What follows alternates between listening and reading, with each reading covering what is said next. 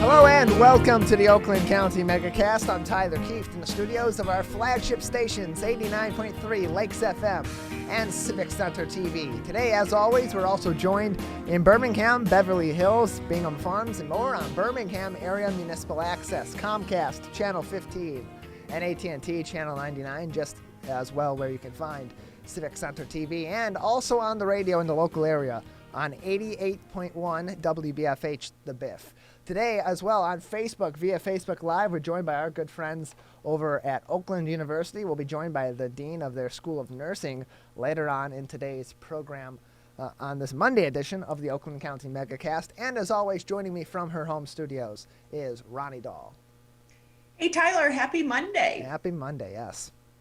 So if people only saw what happened like outside of this little Zoom area, because my husband was just walking the dog and then she runs in, she's all snowy, like just like a big moose coming at you. And it's like, don't hit any of the cables, know, but she's just like this big monster. Anyone who has a pet right now knows what it's like because they get all snowy and wet and she smells like wet dog. And I forgot to put the towel warmer on before they went out for their walk, because usually I'll put the towel warmer on so when they come back, she has, a nice warm towel to clean her paws.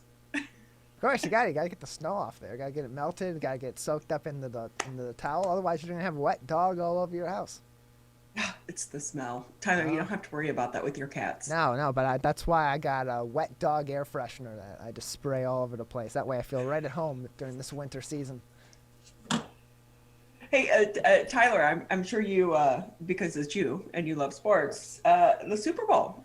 What'd you think? Yes. I thought it was boring.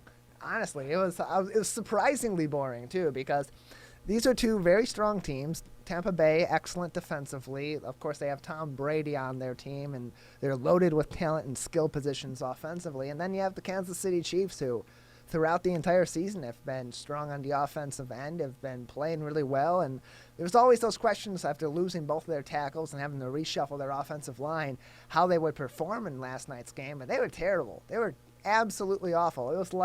It reminded me of watching the Detroit Lions when Joey Harrington was their quarterback. And he was just, the second he snapped the ball, he just looked traumatized, flailing his arms around, his shoulders bouncing. He's looking for a place to run for dear life. That's what Patrick Mahomes looked like last night. The Tampa Bay Buccaneers just absolutely destroyed the Kansas City Chiefs in what was not really that exciting of a game. Yeah, I forgot about Joey Harrington, but I will say the most thing I remember about him, he was cute.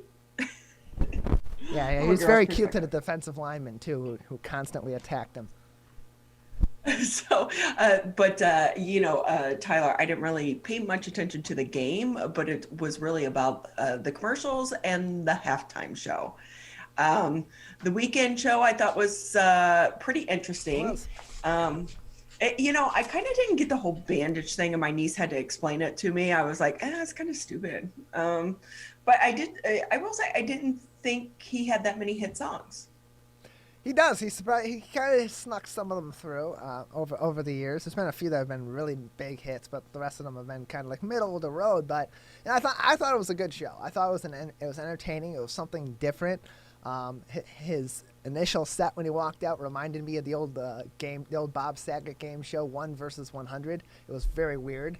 And I liked the kind of the antics that he got into too, going into that very lit room, running around in a very claustrophobic area. That was interesting, going onto the field to end the show, and I thought he had a good performance. Okay, favorite commercial? Favorite commercial? I mean, I love the Toyota commercial. That was just a tearjerker. I like the Cheetos commercial too. It wasn't the Shaggy commercial. It wasn't me because that's just it was just perfect. It was funny. It was subtle. You kind of had to get the reference to the song, but even on top of that, I thought it was just comical running around the house, especially when Shaggy then joined in on the fun too with Ashton Kutcher and Mila Kunis. Because anyone who eats Cheetos knows exactly what you're going through. I remember my husband feeding them to our other dog, the Cocker Spaniel. Did you give her a Cheeto? No. And she'd have like an orange beard. I was like, no, she had a Cheeto. I will say I thought Jeep hit a home run with the boss and their message too. Because this is a tricky year for so many of these advertisers because of where our country has been, not just with COVID, but the divisive politics. So I thought Jeep did a really good job. Yeah, I thought it was a nice commercial too. I thought the worst commercials were every little ploy that the NFL made, be like, look, we're different. We're supporting diversity and we're supporting social justice, when they've spent the last several years blacklisting Colin Kaepernick for doing exactly what they're talking about doing now. That really rubbed me the wrong way. But I'll let that go for on terms of commercials for the positive that we saw. But the NFL's got some explaining to do. They really just need to look in the mirror and admit that they're wrongs instead of trying to just shove them under the rug and say, oh, we're different now. We've learned our lesson. Yeah. I mean, Tyler, we know that's, it's how the wind blows. Oh, of that's course. What these That's what companies the NFL does.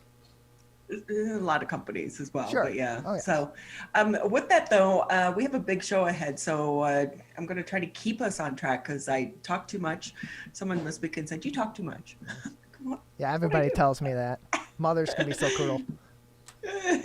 But hey, let's jump into our headlines for the day. Michigan's general public, that's you and I, Tyler, we may not be getting the vaccine until the fall.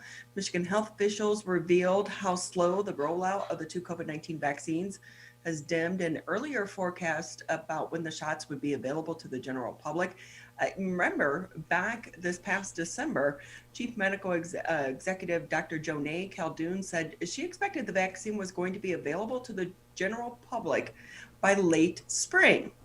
Well, there's a new timeline right now. So for those that don't fall into one of the special groups, such as individuals 65 and older or specified frontline workers, you may not be vaccinated. Now they're saying it could be October or November. Caldoun did note that Michigan's timeline could change depending on how much vaccine is available. And of course, they're relying on the federal government for that. Yeah, not entirely surprising. There's been a great disconnect between the federal government and the state government and local health departments, and trying to figure out a way to obtain vaccines, distribute them, and then get shots into arms in an efficient way that gets those vaccinated that need it the most, that are most vulnerable to complications from COVID-19 first, and then to the general public. And then on top of that, you have additional complications, convincing people that these vaccines are safe, convincing them to go and get the vaccines, to sign up in an efficient manner, and then to follow up, especially with these 2-dose vaccines. I still am leaving some hope there that when these potential 1-dose vaccines like the Johnson & Johnson inoculation comes out, if that does get approved, that would help speed up this process a little bit, because people are much more likely to come in for 1 shot and remember that than to come in for 2 at separate times in their busy lives, especially in the middle of a pandemic. So complication after complication, and it shouldn't really be all that much of a surprise considering it's all up to communication between different levels of government who already have troubles communicating in their small circles as it is. So the federal mask violations could result in fines of up to $1,500. The Transportation Security Administration announced it will recommend fines ranging from $250 up to $1,500 for people who do not abide by the new transportation mask order that was issued by President Joe Biden on his second day in office.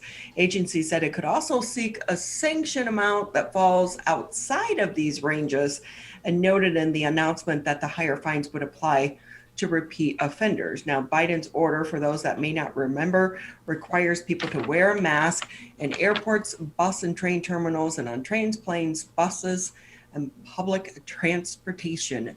Wear your mask or face a fine. Tyler, the other big headline coming out over the weekend, this is really making the share list on social media and on Facebook.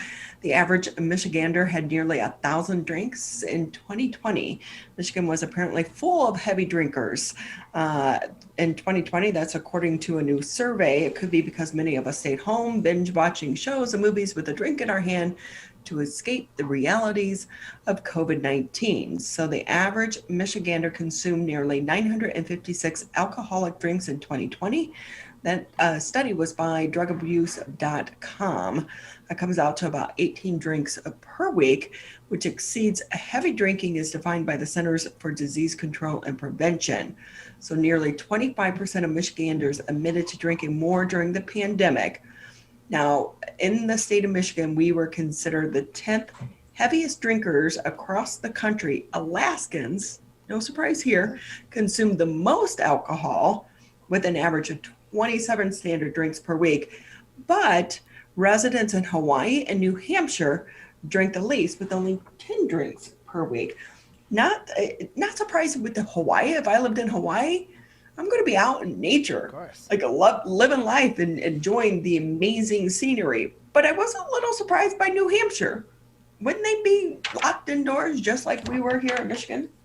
Yeah, I'm a little surprised by New Hampshire being so tame too. Maybe it's just there's so few people to survey, but I'm not sure. Hawaii, I definitely understand. I mean, if I'm in Hawaii, I'm already chilling. What do I need alcohol for? If I'm in New Hampshire, I'm trying to find something to do, and 18 drinks in a week in Michigan, that's a lot. 27 in Alaska is just, I mean, you must be a person and a half if you're down in that much over there. Not entirely surprising that we have increased drinking, considering people have been at home and maybe haven't been up to much and have been like, let's have a little fun here, and have taken in a few more cocktails than normal. But Michigan being top 10, not entirely surprising either, considering the toll that the pandemic has taken on so many people in this state, and a lot of people being at home also. But yeah, definitely the surprise being New Hampshire being one of the more tame places in the country in terms of increased alcohol consumption during the pandemic. Well, with that, you can find the latest headlines on civiccentertv.com. We're going to take a quick break here. Our next guest is waiting for us, so I apologize for the little bit of delay. Quick break, Tyler, and then when we come back, we are going to be joined with Senator Jim Runstad with us here on the Megacast. A lot to talk to him about. Plus, he has something he wants to share that could save us money. We all need to save money right now in the time of the pandemic. This is the Oakland County Megacast. Hi, my name is Kurt Lawson, and I'm the Public Information Officer for West Bloomfield Township. We wanted to reach out to you, our older adults, to provide information that you may find useful during this difficult time. We want to ensure you that West Bloomfield Town Hall, our Waters and Utility Department, West Bloomfield Parks, and our police and fire departments continue to work hard on your behalf. Information and resources can be found on the Township website, the police Facebook and Twitter, or call West Bloomfield Park's COVID-19 Help Hotline. Please remember to keep your social distance of at least 6 feet, wear facial coverings when you leave your home, and wash your hands for at least 20 seconds with soap. These precautions will help keep you safe during these difficult times.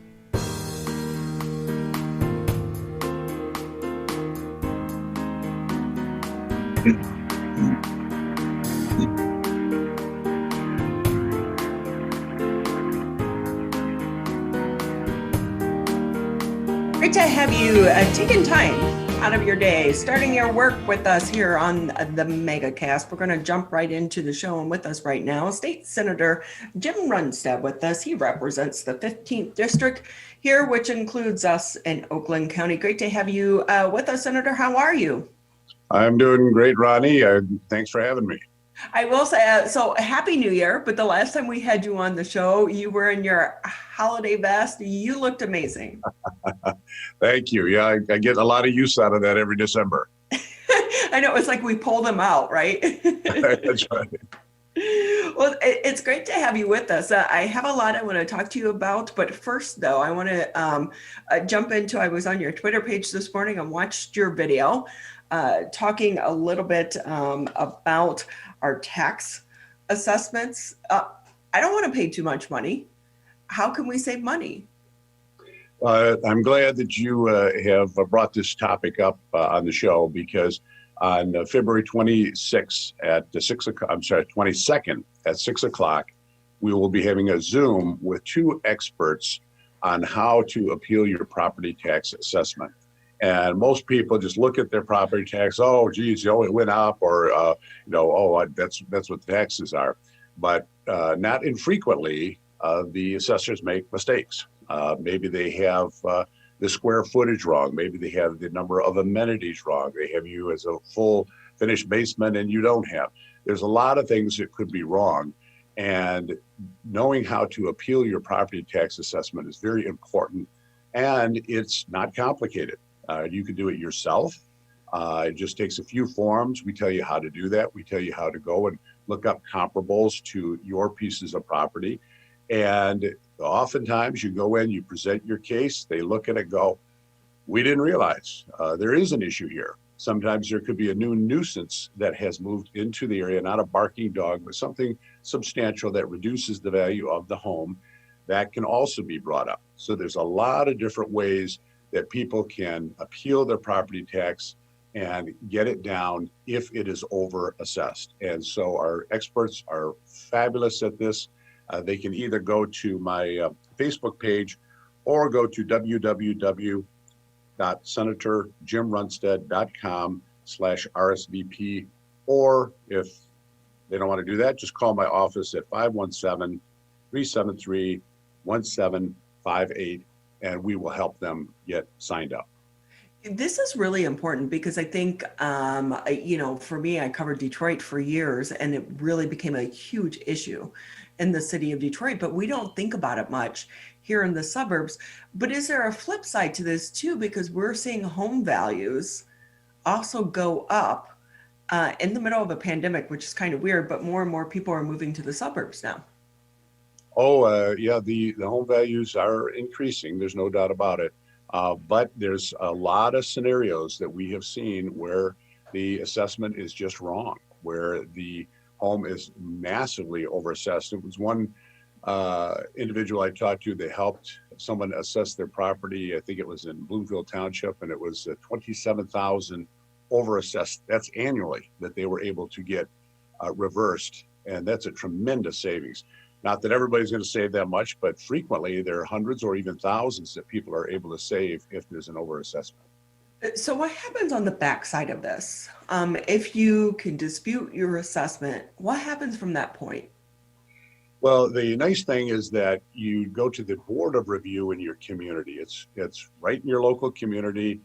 You'll set the meeting up. It's always right around this time of year that you have to get in and get, as soon as you get that tax assessment, call your local community and find out when the board of review is, get an appointment set up and go in. You can do this by yourself. You're not requiring an attorney. It's usually a couple of forms. We show you how to fill those forms out in order to do that. If that board of review feels that, yes, what you're saying is accurate and we overassessed you, they can make that change. If they turn you down, you can go to the tax tribunal, and that comes around, I believe it's once a quarter. And that also is in the local community, so you don't have to go to Lansing to do that. And again, it's a group of individuals. You present pretty much the same case to them. And if they rule in your favor, again, you will get that reduction in tax. So it doesn't hurt you to do it, but it sure can hurt you if you are overassessed. Yeah, it's really important that you're bringing up this issue because so many people, it's like you said, they get the bill and they just go, oh, okay. But it's also the steps required. And sometimes you're a person who works in government when you're just a regular individual trying to navigate the world of government can be a little daunting for some. So it's great that you're putting on this town hall. Thank you. And like I said, these are just local people from your community. Oftentimes they don't have a lot of expertise themselves at that board of review, but they're always friendly, nice. There's no reason to not do it if you suspect you've been overassessed. So while we have you with us, there are so many things going on, but I do want to get your thoughts because I love that you're bringing up the issue, kind of taking over where Pete Lucido was on the issue of cameras in the nursing homes.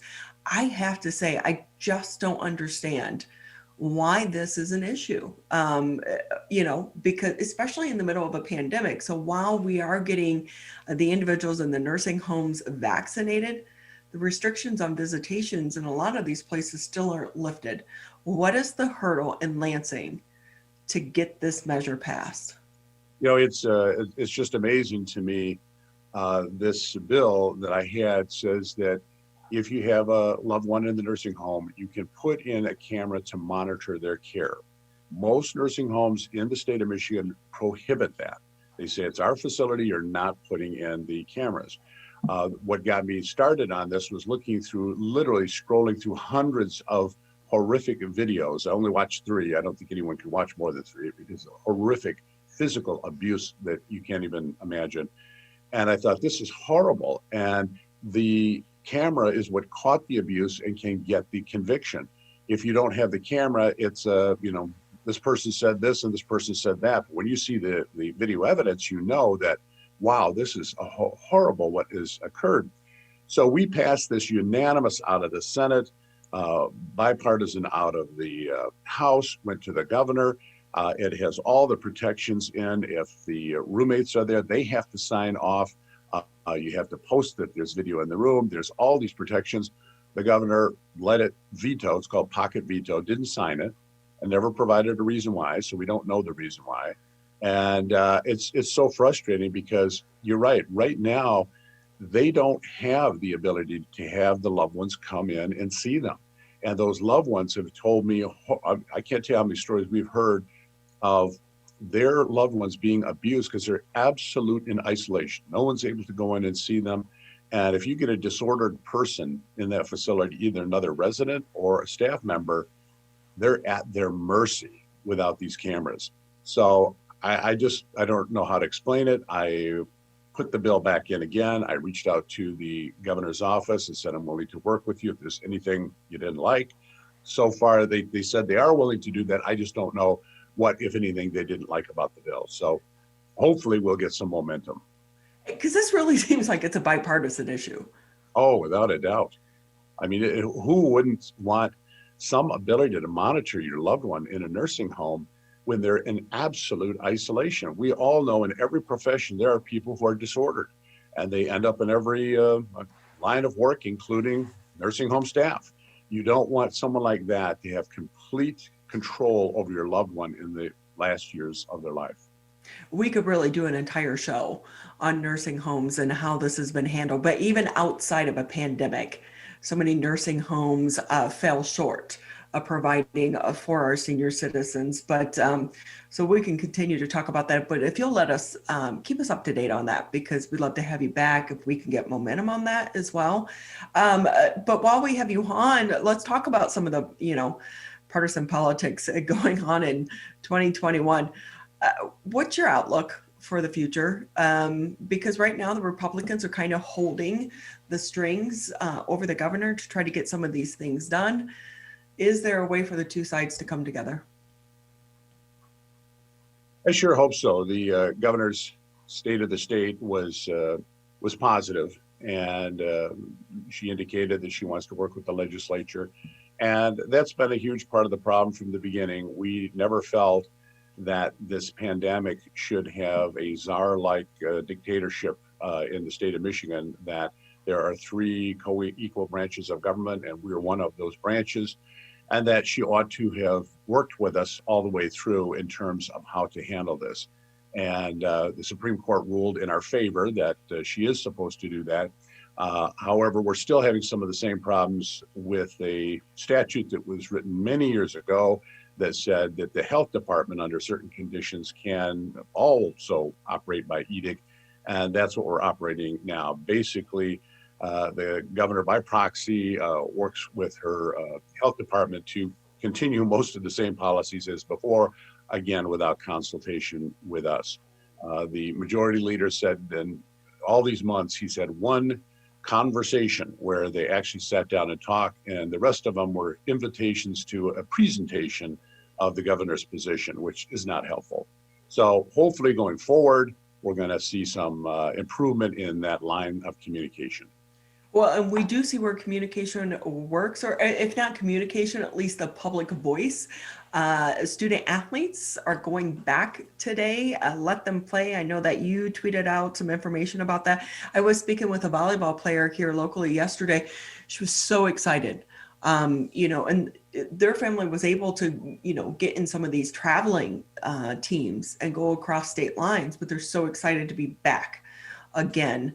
And, and I know that the governor said in her press conference that she reversed her decision based on science and it wasn't the demonstration. But we all know the politics behind this. And this really is a good move for these high school athletes. It certainly is. These athletes have been under such duress going all the way back to the beginning of this. They have been isolation, lockdown. This is such an important part of their lives. Sometimes it means career opportunities lost. There's so many of these athletes that athletics is a huge emotional support system in their life. And to be denied that along with all of the other things they're denied is absolutely devastating. And the governor said, well, the science changed in the last couple of days, but I think what changed is the pressure, having a huge rally at the Capitol steps, and many of us doing speeches on the floor of the Senate and the House saying that this has got to change. I would say more likely that was the change that created the impetus to change the policy. Yeah, these kids really, they were amazing. And their speeches before our elected leaders, I thought they did a fabulous job, and a lot of credit to them. And really, they're the ones kind of self-policing themselves as well during this pandemic, because they know, the repercussions if they don't follow some of these protocols, because they don't want to lose the ability to play. State Senator, we always love having you on because you are pretty straightforward and you don't make it all about bipartisan politics. But with that, before we let you go, anything that you want to touch on before we say goodbye?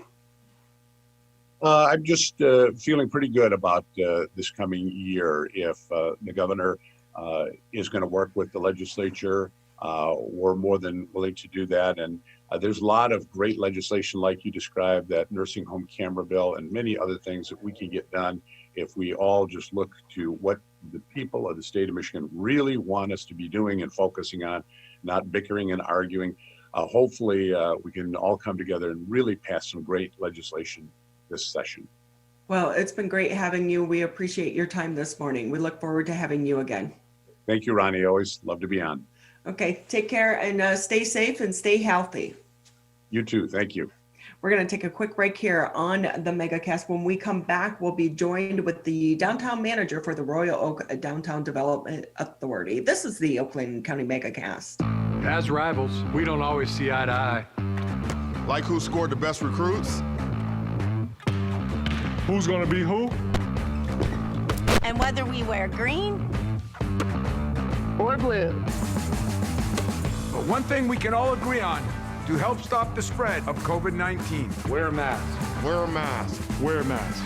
wear a mask. Wear a mask. The ball's in your court, Michigan. Michigan, we still need to stay careful because we don't want to go backwards, back to where we started. So keep standing 6 feet apart. Keep wearing a mask in public. And if you have symptoms, talk to a healthcare provider about getting tested. To move forward, let's all do our part. So stay careful. Michigan.gov/coronavirus.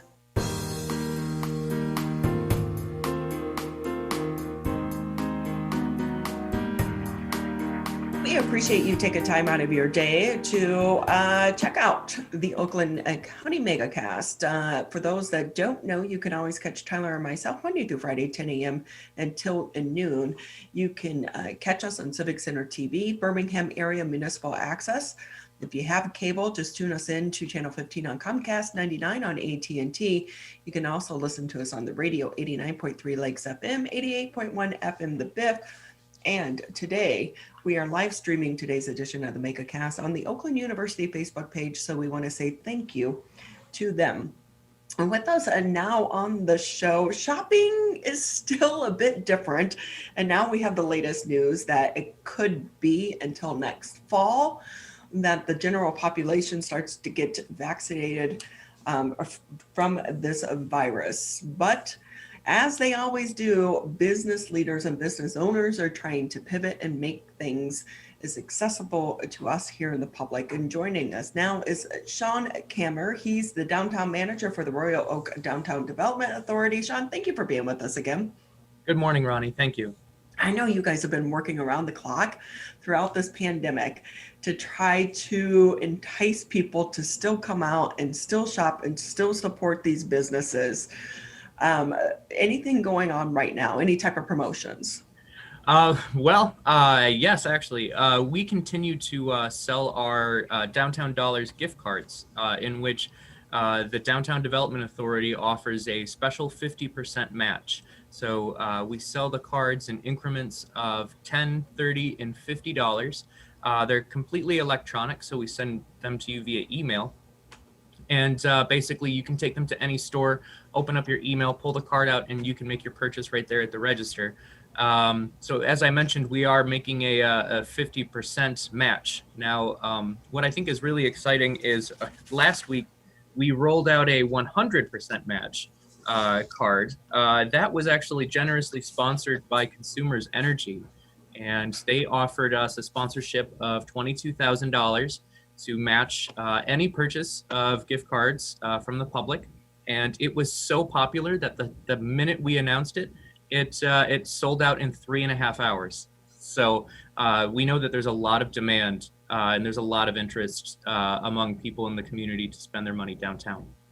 And that is so awesome, because this is a way for us to help support local, because we keep hearing about local, but it really is the people that live in our neighborhoods and our communities.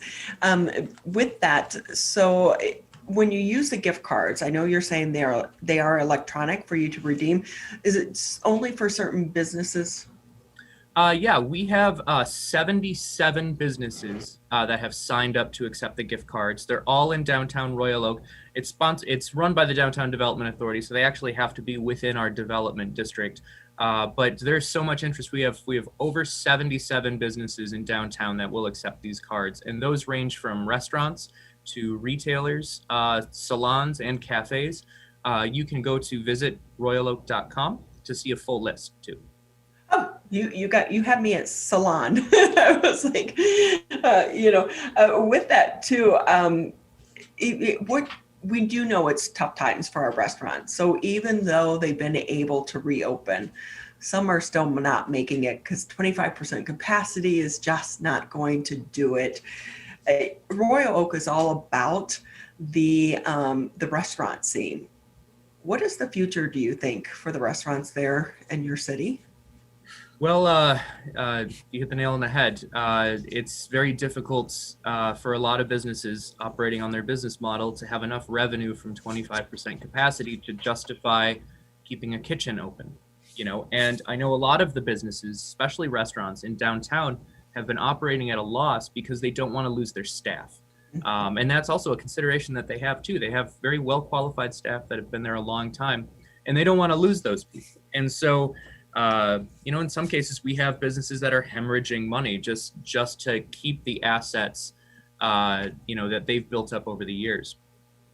And with that, so I'm sorry, were they able to take advantage, some of them, if they could do outdoor dining with some of the grants that Oakland County did? I know that here in our area of Keiko Harbor, they were able to get those garden sheds.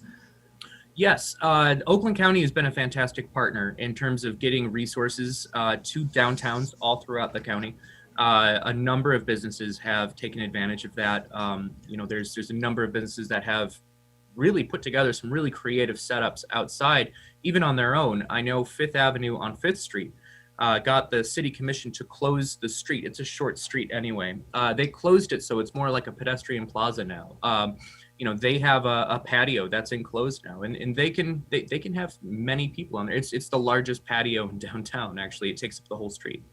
But I know for some people the confusion is always, so I can do outdoor or indoor dining, outdoor, as long as I could be indoor, but outdoor and indoor, and the confusion around that. I know that the restaurants have only been reopened for indoor dining for a week now. Any issues, or is the public, we're just so used to this now, we go with the flow? Yeah, there's a lot of adjustments. The past year, has been such uncharted territory. I've actually lost my ability to predict things down the road because things have constantly been changing on us. It has been a challenge. Even with outdoor dining, those are coping mechanisms. But they're not. In the end, it's not going to be the silver bullet solution that'll take the pressure off a lot of these businesses. So we have to use a combination of tactics. Ranging from creative outdoor dining, creative use of spaces. Obviously adhering to the public health guidelines is our number one priority. And then, of course, these other programs that help, spur interest and keep us competitive, like the gift cards and other marketing programs we have going on downtown. And Sean, I have to say, I love the garden shed. I like it more than the igloo. And I think those are going to stick around. Yeah, they're very popular. A lot of people really like them. So with that, any businesses actually opening during this time? Surprisingly, yes. We have 3 businesses that have opened during this time. I should say 4, because Mr. B's has rebranded itself as Alchemy. They've changed up their menu. They do a complete farm to table setup. They're now doing a brunch program as well. Another business opened up on 4th Street, the Sidebar. They're actually opening this week. And then on Main Street, we have 2 businesses that opened. Diamonds Bohemia, which serves Mediterranean fare, and then Pearl's Deep Dive, which offers seafood entrees. Wow, it really is surprising, but also hopeful that you're seeing some of these restaurants open or rebrand themselves in the middle of the pandemic. Yeah, they're really doing a lot of things to to stay relevant, stay competitive. I think the market is definitely putting pressures on the entire country. So there's a lot of adaptations and a lot of adjustments that people are making, and hopefully that our downtown will be more competitive and stronger as a result. So in going forward, what advice do you give to some of these restaurants? I mean, I know that they've already tried to adapt and pivot, as the word has been in 2020, through the beginning stages. But as we kind of go into this next phase, because we do have the vaccine now, but a lot of people are still waiting to get the vaccine. What changes from 2020 to 2021 are you offering, or advice do you give to some of these businesses? Well, I think there's a lot more optimism now that there's a vaccine that's on the horizon here. Whereas before there was so much uncertainty. I think that was the scariest part. So we have something to look forward to, and I think it's just a matter of being patient, observing the public health guidelines. Getting involved in a lot of these programs that we offer. To help people get in your door and spend some money. But be patient. Follow the guidelines and remain an integral part of our community. So Downtown Dollars, again, is available. And really, it's for an individual, it's free money, but we're also going into Valentine's Day. So make your reservations now, but also take advantage of the program that's out there. Again, before we let you go, how can people do so? They can go to visitroyaloak.com, and we are offering a 50% match. Well, that is good news. And again, it's just digital. So you just pull it up on your phone when you go out to use it. You can print it if you do want a physical copy to keep with you. That is an option, but it's sent electronically. So Sean, we should say too, if someone is actually going to be taking someone out on a date, and maybe for a first, second date, which I don't know how you really date during a pandemic. It's got to be hard for some of these people. If they have to kind of let the date know, hey, I'm pulling out this coupon, or I'm using this coupon to support my downtown businesses, not because I'm cheap, right? If they can do that very charismatically, yes, kudos to them. Absolutely. Right. I've heard that before where, someone was like, I wouldn't go out with him because he pulled out a coupon. I was like, hey, we don't need to save money. Just maybe not on the first date, right? Sure. Sean Kammer with us here on the Megacast. He's the downtown manager for Royal Oak Downtown Development Authority. Always great having you on. Anything that you want to get out to the public before we let you go that maybe we didn't touch on today? Just reiterate, shop small, shop local, support your communities. Go to visitroyaloak.com and check out the gift cards. Well, thank you so much for being with us. We so appreciate it. Thank you, Ronnie. We're going to take a quick break here on the Megacast. And when we come back, Ghostbusters. Yes, it is such a thing, not just a movie. This is the Oakland County Megacast. Hi, I'm Dr. Faust, the Medical Director for the Oakland County Health Division. The most important thing you can do to prevent the spread of illness is to wash your hands thoroughly and often. Follow these 6 easy steps every time you wash your hands. Step 1, turn on the sink and wet your hands with warm water. Step 2, apply soap to your hands and lather between your fingers, under your nails, and the front and back of your hands and wrists. Step 3, wash your hands by scrubbing them together for at least 20 seconds. Step 4, rinse your hands with warm, clean water. And step 5, dry your hands with a clean cloth towel, a paper towel, or hot air blow dryer. If you're using a cloth towel, make sure to change it often. For handheld faucets, turn off the water using a paper towel instead of your bare hand. Step 6, if you're using a paper towel, throw it away. Practice healthy habits like washing your hands after coughing or sneezing into them to keep you and others healthy. Go to oakgov.com/health or call Nurse on Call at 1-800-848-5533 to learn more. Michigan, the coronavirus pandemic has put us all to the test. And now it's time to put COVID-19 to the test. As we move forward, testing will be critical. We encourage anyone who has reason to get tested to do so, those with symptoms and those without. If you are leaving home and going back to work, get tested. If you think you may have COVID-19 or you've been exposed recently through family, friends, or coworkers, get tested. Our test locator tool can help you find the right testing site that fits your needs. Even if you're looking for easy access with no cost, no prescription, and no appointment necessary, we've got you covered. Help Michigan move forward, not backward. To find a testing site or learn more, visit michigan.gov/coronavirus test. A message from the Michigan Department of Health and Human Services.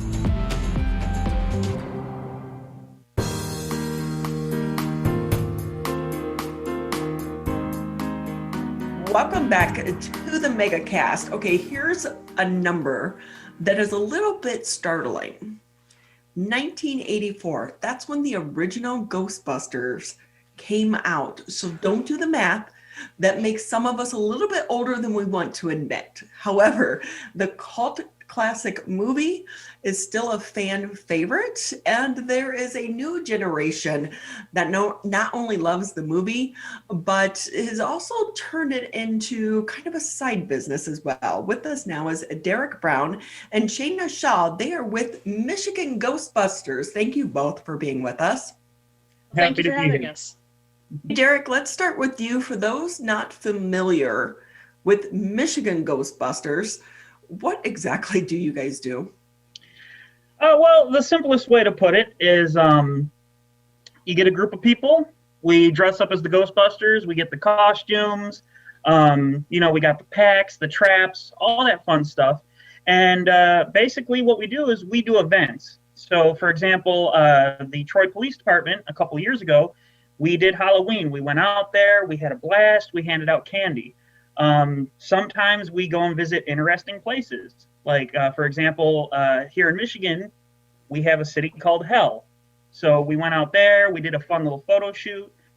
Another thing that we do, and other local groups do it too, we are also involved with charity work. So, for example, if you have a fundraiser, whether it's, Troy, Royal Oak, pretty much anywhere in southeastern Michigan, and you guys need some, people to come out, entertain, have fun, that's what we do. So, Derek, I have to say, I remember a few years ago, I did a 5K at Halloween, and I went as Richard Simmons. The younger generation, no one had a clue who I was. No one. So when you have young kids now, and you try to explain to them you're the Ghostbusters, what do they think? Well, you know what? Luckily, we still, Shayna can back me up on this. Mm-hmm. Believe it or not, there's actually a fairly healthy amount of kids these days who do know what the Ghostbusters are. When we do our events, we have kids, showing up with their little packs and everything, and we bring an inflatable Stay Puft. We have this big inflatable, and all the kids love taking pictures with it, especially the ones dressed as Ghostbusters.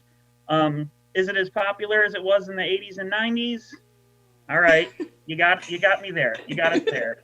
But you know, there was that reboot movie a few years ago with those lovely ladies, and that brought more fans in, especially women, which, you know, awesome. And then, of course, there is the new movie, which is currently scheduled for November of this year. We're hoping. And that, of course, would bring in more fans as well. So trying to keep the Ghostbusters alive. With that, Shayna, when you tell people you're a Ghostbuster, what do they say? Oh, it's a shock to people. Usually the number one question I get asked is, oh, so you go out and actually look for real ghosts? And I say, well, sort of. Not as this. I don't go out as Ghostbusters Shaw and go to cemeteries or haunted houses to look for ghosts. There is some crossover between people who do this for fun and people who actually believe in ghosts. I'm not going to lie, there are some people.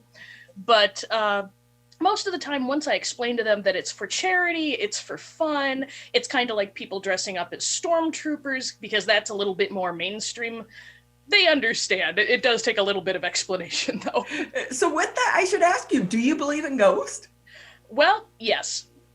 I've actually had quite a few experiences myself. I've had them with other people, so I'm not sitting here going, well, I was alone and this thing came. No, like my husband has noticed a few things. I've been with friends who have noticed a few things. I'm not seeing, you know, full floating torso apparitions. It's not like the movie, but I've heard enough voices and seen enough strange things in my life that, yeah, something's out there.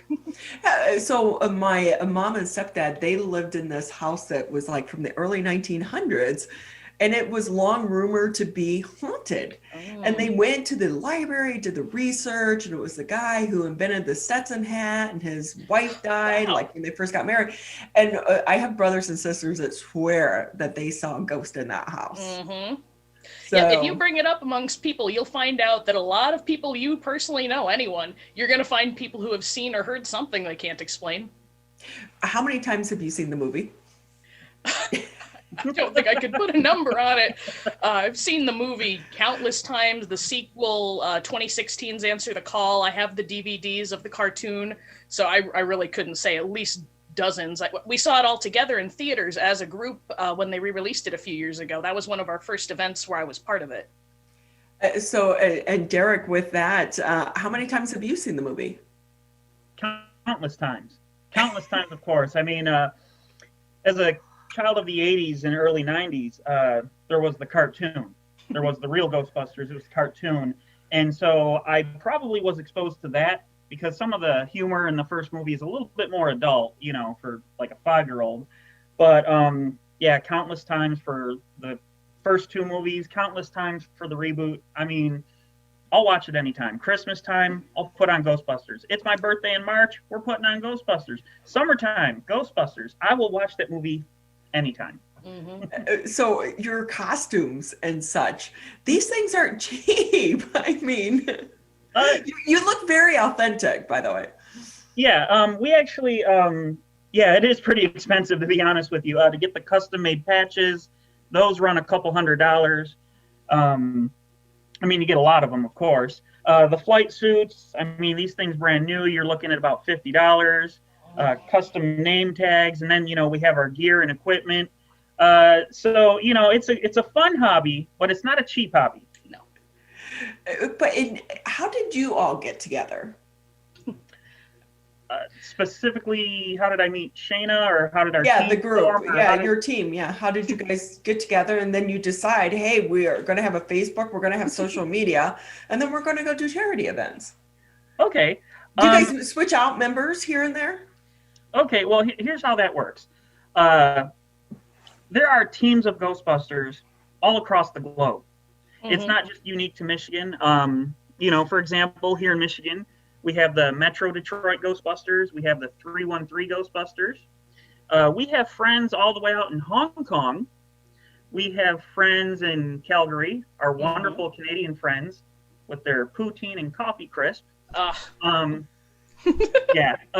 So what happens is, you know, you get a group of like-minded friends, fans of Ghostbusters, obviously, And, you run into each other, connect. Like, for example, Shayna, I met her over Twitter. Mm-hmm. And I noticed that she had lived in Michigan, and I saw a couple pictures of her as a Ghostbuster, and she messaged me, and she was like, hey, are you guys hiring? I said, sure. Some of the members are just people I've been friends with for a while. Like I have a friend of mine named Chris. He's in our group as well. Then we met Ryan and Steve only last year. And, we're just a bunch of geeks. We like to dress up. We love Ghostbusters, obviously. And we like to help out at events when we can, So with that, Shayna, because it is kind of, a family of sorts, what's this been like for you guys during the middle of the pandemic when so many events have been shut down? It has been difficult. We actually had a charity event set up. We have a few in the pipeline, but we were going to do bowling for Busters, or bowling with Busters rather, where we were going to be raising money for Children's Leukemia of Michigan. Derek, was that the charity in specific? Children's Leukemia Foundation of Michigan. They changed their name, I believe, this year to Blood Cancer Foundation of Michigan.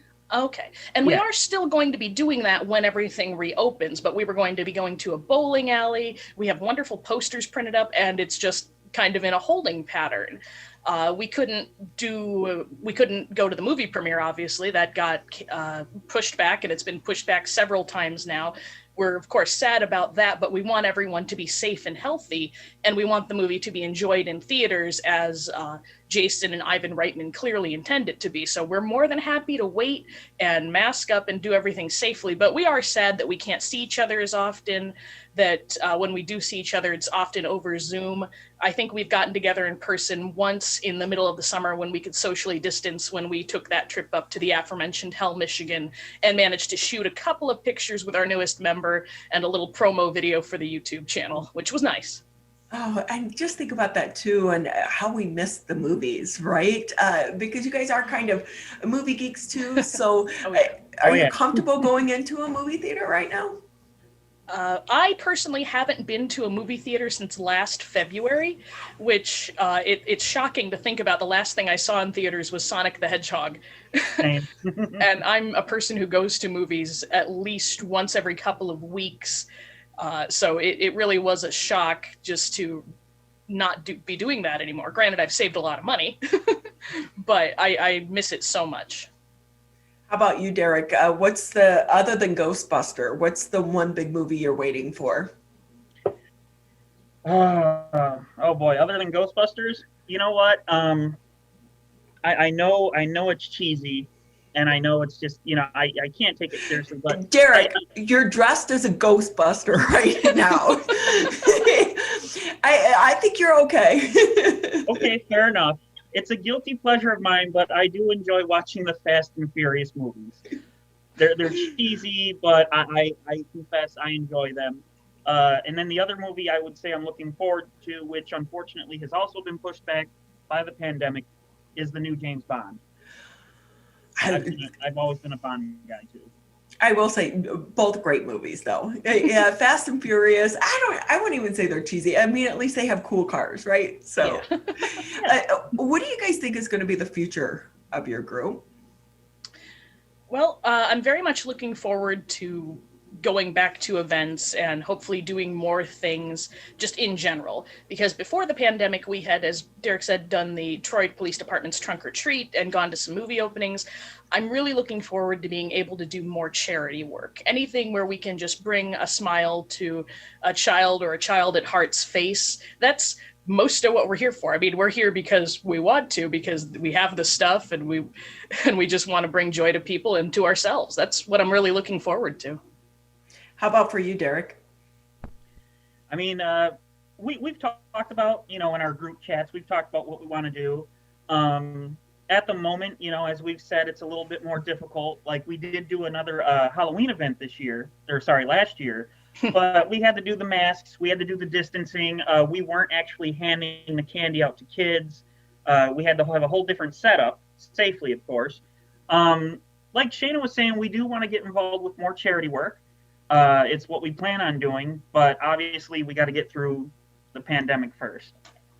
Right. And now we're hearing the news that it could be as late as next fall before the vaccine is available to the general public, but fingers crossed, that means by Halloween?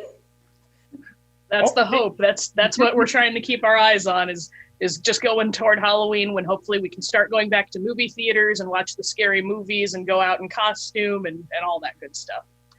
So with that, if people want to learn more about your group or maybe get involved too when this is over, how can they do so? Well, we have all of the regular social media pages, Michigan Ghostbusters on Facebook, Michigan GB on Instagram. We have a Twitter. We have a YouTube. If you search Michigan Ghostbusters on any of the major platforms, we'll pop right up, or one of our sister or other friendly groups. Mm-hmm. Derek, I do have to ask you, Detroit Trunk or Treat with the Detroit Police Department, I will say they go all out at some of their events because they will typically do them at the different police precincts. What was it like for you? Was that the first time you took part? Well, we actually, the Detroit, I think that was the 313 Ghostbusters who did the Detroit. We did the Troy Police Department. Oh, you did Troy. I'm sorry. I thought you said Detroit. Okay, Troy. I might have misspoke. I will say Troy Police Department, like they are masters at social media, aren't they? It was huge. That's actually how we got involved. Talking to them was when they were posting. I don't know if you're familiar with it. They post a lot of pictures of their cat. Officer Donut.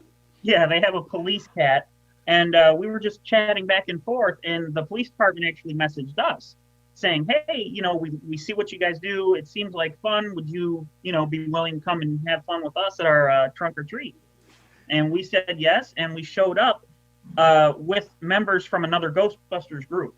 There's a group called the Metro Detroit Ghostbusters, and a couple of their members came to help out as well. Mm-hmm. So do you guys kind of compete with the other groups to say, hey, who has the most authentic outfits? Or are you kind of like double Ghostbusters? No, it's definitely much more friendly. We collaborate on a lot of things. One of our sister groups has an ectomobile, and we're planning on meeting up together to use it at several events. Some of the groups, such as ours, we don't have maybe as much stuff, but we all have the same amount of enthusiasm. We're all just here to have fun. So we'll often go, hey, look at this cool new proton pack modding kit I got, or look, I managed to get a action figure still in its blister pack, but it is definitely much more friendly as opposed to, oh man, did you see what that guy got? Exactly. Shayna, I love how you're throwing these words out, but I have to ask Derek too. I know I asked Shayna, but do you believe in ghosts? Oh, I knew she was going to ask that. You know what? You know what's really Do people fun actually call you guys up and say, hey, I have a ghost, can you come get it? We've got some, we've got a couple of really bizarre voicemails over the years. People, for whatever reason, they do think that we are actual ghost hunters, paranormal investigators, when we're really playing it for fun. To be honest with you, Shayna, I believe I'm actually the only skeptic in our team. I know, it's so weird. I'm sorry. I don't believe in the paranormal. I know I'm that black sheep of the group. I don't. I'm sorry. We support you anyway. That's right. Yeah, you do know, Derek, that you just said that publicly, right? It's on record now. Yeah, I know. And once this hits YouTube and the other Ghostbusting groups see it, they're probably going to rake me over the coals. That's fine. It's going to be a scandal that we have to deal with. So when you guys go to the movies, like, do you quote the lines? It drives me crazy. My husband will quote lines to all these movies like a half a second before. Do you guys do that with Ghostbusters? Guilty. Yeah, I try to do it quietly if we're in a public movie theater. I don't want to ruin anyone's good time, but if I'm at home, you can't shut me up.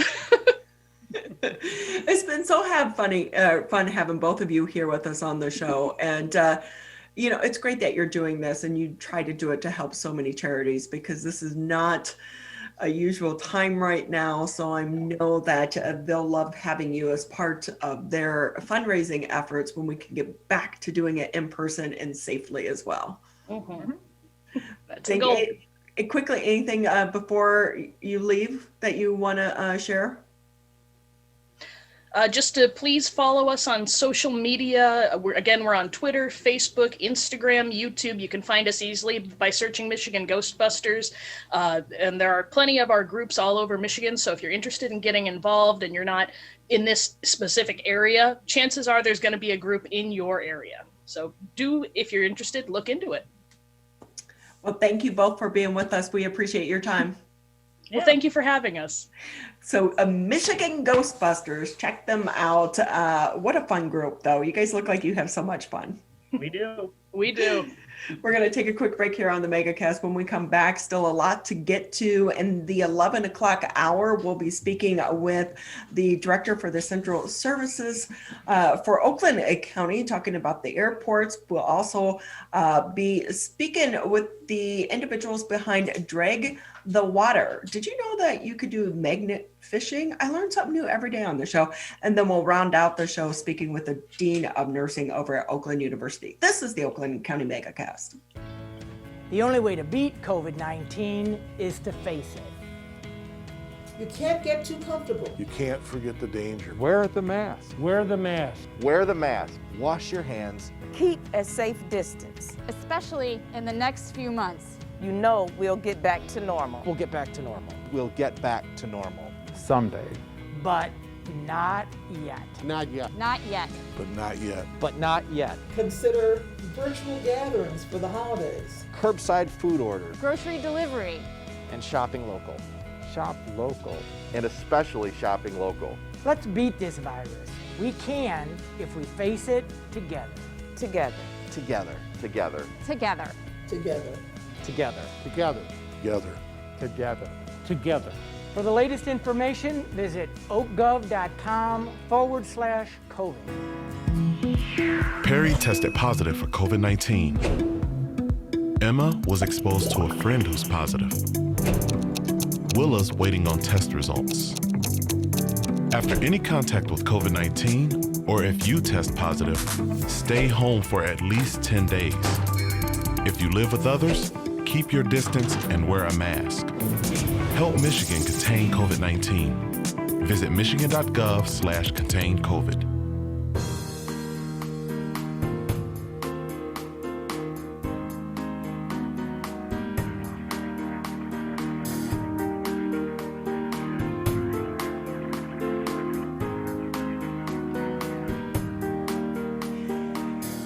Great to have you with us here on the Megacast for the second hour of the show. As a reminder, Tyler and I are here Monday through Friday, 10 a.m. until noon. We work to bring you long-form interviews with interesting people and inform you too of all the things that are still happening nearly 11 months into this pandemic. And joining us now on the Megacast, we are going to bring in David Vanderveen. He's the director of Central Services at Oakland University. Great to have you with us. Thank you, Ronnie. It's Oakland County. Oakland County. And I will say too, I'm looking behind you. And while we also know it's a small airport, it's still kind of strange to see it so quiet at the airports. Oh, okay. Where do I start? First of all, I'm in my office, Ronnie. So do you have a Zoom background behind you? I'm in through the magic of technology, I'm in the airport terminal building, but actually I'm in my office. I want to show off our lobby. So it's really not that quiet behind you? No, it's not. I'll have to program some airplanes coming through there. And if you notice the background there's no snow on the ground. Hey, good point. I should have noticed that. Okay. Anyway, yes, I'm the Director of Central Services, Oakland County. So tell us about your job. In the airport is part of my department. I work with the county vehicles in the Parks Recreation as well, and some other record retention, some other functions. But today I'm here to talk about airports with you. I have a long history with the Oakland County International Airport. I've been there a few times. I will say back in the day, you're in that airport's in Waterford. I remember, I believe it was Kwame Kilpatrick was flying in or out of there, or we thought he was. So I remember staking it out, circling it, looking for him. Well, Most every prominent person is in and out of there in the course of time. And that is one of the things I think a lot of people don't realize. This is in our backyard, and it is utilized quite a bit.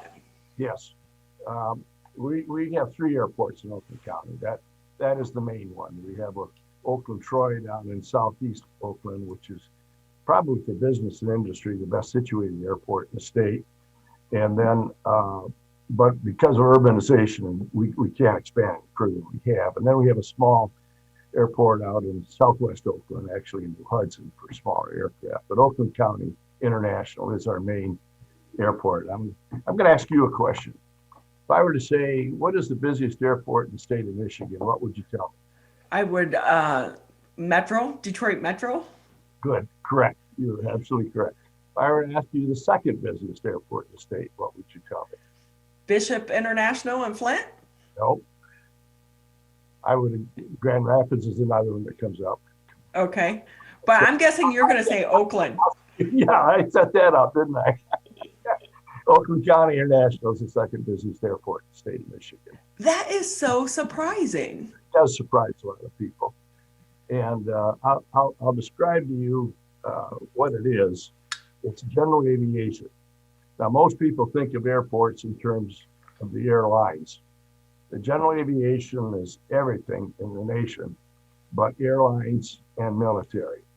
It's the corporate travel, business, air charters, air freight, private flying. It's the traffic copters in the morning, medical flights with the helicopter, the sheriff, teams come in, entertainers, virtually every head of state during, particularly election season, goes through that airport and or is involved in general aviation. So in total, that represents about 95% of the airplanes in the United States. The other 5% are the airlines and the military.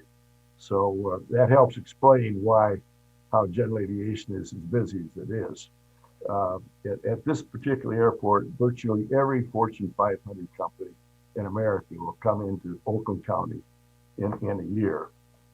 We have, this surprises a lot of people, we have several businesses out there that maintain airplanes and provide services for the traveling public. We have $1 billion, that's with a B, $1 billion annual economic impact. And so the airport operates on its own revenues. We don't use taxpayer money, except we do get grants from Federal Aviation Administration in the state. And we are, incidentally, the largest taxpayer in Waterford Township. All those businesses do pay taxes. So anyway, that's just an overall rough description of what the airport is. But it really is fascinating because when you drive past it in Waterford, you look over and you notice, you just keep going. Yeah. You're not realizing how big and how busy that airport is. And if you get into the inside of the airport, it tends to look a lot different. We have quite a unique history out there. Not many people realize how far back that airport goes, but it opened in 1928. Now, that was a little before your time and my time, a lot more for your time than mine. But the city of Pontiac opened up the airport. They bought 160 acres. And at the time, they were interested in mail service. Now, back in the 20s, we were just following World War I, and it was the Wild West days of aviation. And but the city of Pontiac fathers saw the future, and they went out in the hinterland, Waterford Township, and bought this little airport, or the land, and developed the airport. And as I say, it was the Wild West days. So there was no regulation there by the federal government of airplanes, no regulation of pilots, and no regulation of airports. It was just wild, everybody on their own. And so in 1926, the Congress adopted the 1926 Air Commerce Act, where those things started to come into regulation. And in 1930, they certificated Oakland County International Airport, or than Pontiac Municipal. Now the number of the certificate is 0000001. That is the first licensed airport in the United States. It really is fascinating. Yeah, so it goes back that far, and now, of course, bringing more up to date, the county acquired the airport in 1967. That was quite some time ago too. Now that you think about it, but by the 60s, the city was more concerned naturally with the police protection, fire protection, garbage pickup. And they didn't have time to devote to this little airport they had out in the hinterland. And at the time, I think about 95% of the airplanes came from Oakland County, less from the city of Pontiac. So the city fathers and the county commissioners got together and executed a transfer in 1967. It became a county airport. So it's then we've done a lot of things since then. I was listening this morning. Well, as you've been able to grow throughout the years, I would imagine 2020 has been a little bit different. Oh, yes, it has.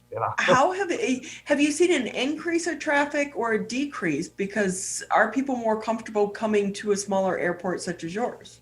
Well, the COVID situation is really affected adversely. The airline traffic is down for the whole year. I'm talking 2020. It's down about 60%. General aviation, the type of airport we are, our airport was actually down 12% in 2020. Now, I think people, it's easier from a sanitary standpoint to clean a smaller airplane. You have more security of your own travel. You're exposed to fewer people. And think about the air freight aspect. As the airlines slowed down 60%, they weren't carrying the air cargo they used to carry in the bellies of the airplane, as it were. So, so we had a little uptick in private air freight that we have. So yes, COVID has affected our operations, but not nearly as much as the airlines. So with that too, going into 2021, because so many companies are using the airport, do you anticipate with everyone doing interviews and travel now remotely via Zoom? I mean, conferences aren't really happening yet. Do you anticipate it's going to remain down in 2021 before, the vaccine is widely distributed and we can get back to life that we used to know it? I can only speculate on what modern technology and Zoom and all this impact's going to have, but there's still a need to travel. People still like to do one-on-one, and we get back to that, I think. And we're down only, as I say, 12%. Well, I think our recovery is not too far in the future. So, yeah, answer your question is yes, it's going to impact it, but it's not going to cripple us. Well, and that's a good thing because as you mentioned, you're one of the largest taxpayers in Waterford, which means the facility is helping all of us sustain the viability of our tax base here in Oakland County. That's correct. Yep. Do you want me to continue in the future or the past, or yeah, tell us what do you want to do here? Well, I think the history is fascinating. I was reminiscing actually this morning. Pontiac had the Super Bowl 16. This was just Super Bowl 55 yesterday. And I'm looking at the weather and snow, and I want to talk just a little bit. I want to brag about our maintenance crew and the job they do in snow removal. Because I'm reflecting back to it was 1982 when City of Pontiac had the Super Bowl at the Silver Dome. I don't know if you remember those days or not. You were too young. But I do remember the Silver Dome. But the NFL would come in for meetings on a periodic basis. And every time we had a meeting, they'd ask Pete Rozelle as a commissioner then. And they'd always ask, well, what about snow? If you get snow, is this going to shut the Super Bowl down? And we used to say, or I used to say, don't worry about snow.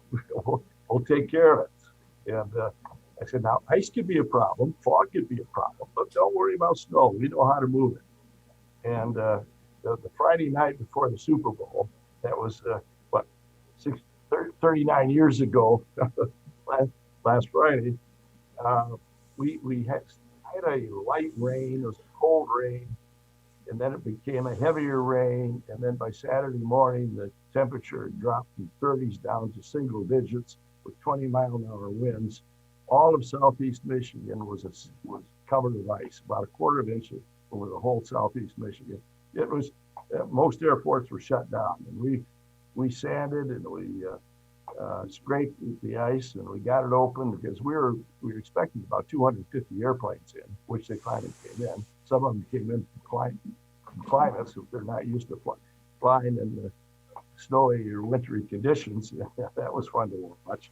Fortunately, no incidents. And after the Super Bowl was over, 39 years ago last night, it was like an aircraft carrier. There were 250 corporate jets taking off. They all had time slots. You missed your slot, then you had to go to the back of the line. But if you're partying too long, you didn't make your slot. You had to go to the back. But we got through it, and actually our crew, and to the credit on that event, but this goes back to, oh boy, I'm reminiscing now. When the when the county first acquired the airport, and I was a young man out there, I was still green behind the ears, and we had a DC-3 en route, and he was lining up the land, and the tower got a hold of our man on duty and said, we've got 3 inches of snow on the runway, we've got a DC-3 coming in, please advise what you want to do. And our man said, we might as well close it down. And I overheard the conversation. I'm in my office, and visually something didn't sound right there. I'm thinking, what happens if this fellow doesn't have any fuel aboard? What happens if he has a time-sensitive air cargo in his airplane? And I got on the phone. I said, don't you close the airport. Let's advise him what the conditions are. He's the pilot in command. Let him make the decision whether or not to land. So they did, and he landed, and everything was fine. But as a result of that, we started buying some heavier duty equipment, and our maintenance crew really adopted a badge of honor and pride in not closing the airport. And as a result, snow has never closed the airport. And we've got, our fellows have gotten several international snow removal awards. Now, the moral of the story there is we have a good reputation in being open. Pilots know if they can't land any other place, Oakland County International will be open, and they can land there. And I think that inures to the county's benefit and the airport's benefit. So, and of course, the traveling public. Well, and on top of it, it's the economic impact that this has on our community and our area as well. And being able to have such an airport like this one here in our backyards really does mean a lot for our economy. Yes, and you're absolutely right. And we've taken a lot of pride in making the airport up to date, professional, high tech. And you mentioned you drive along I-59 and you see it, and you all of a sudden you passed it. But what you don't see now is the garish billboard jungle, as I call it. We used to have along I-59, and all in the barren landscape. We've put over the years hundreds of thousands of dollars into landscaping and getting a more professional look, so that people driving down can see the airport as we intend it to look. And the other thing is, somebody driving into the airport for the first time or somebody landing there, you leave an impression, and you're going to make an impression, and your first impression is going to be the lasting one. We've decided it's better to make a good impression. That's Oakland County's front door to the world. We refer to it as our aviation gateway. So we've put a lot into upgrading the facilities, and we've gotten several beautification awards as a result of that. We're pretty proud of that. Well, Mr. Vanderveen, I will say that's a great tagline. Where the Oakland counties, what did you say? Open door to Oakland County? It's the aviation gateway. There you go. It's a great tagline for the county. For those that maybe have not been to the airport, what could they expect if they're going for the first time? Well, usually if you go to the terminal building, of course, you see the airport in operation, but usually you have a mission or a purpose. You're going to be traveling. We do have a couple of events. One of them, and I would encourage you to keep this in our interview. Usually mid-August, we have an airport open house and air show where people can come out and see the facility. And of course, the air show is a big attraction. We didn't have it this year because of COVID-19. And another function we do is annually in December, we're the host for Operation Good Cheer, where we, in one of the businesses, we gather 20,000 Christmas gifts for 7,500 foster children in the state of Michigan. And that is the headquarters in which we fly these different gifts to 25 different airports in the state for give to the children. But those are two events that certainly we encourage the public to participate in. But mark your calendar, about the middle of August, we'll have it. I hope we're going to be in position this year to have another open house and air show.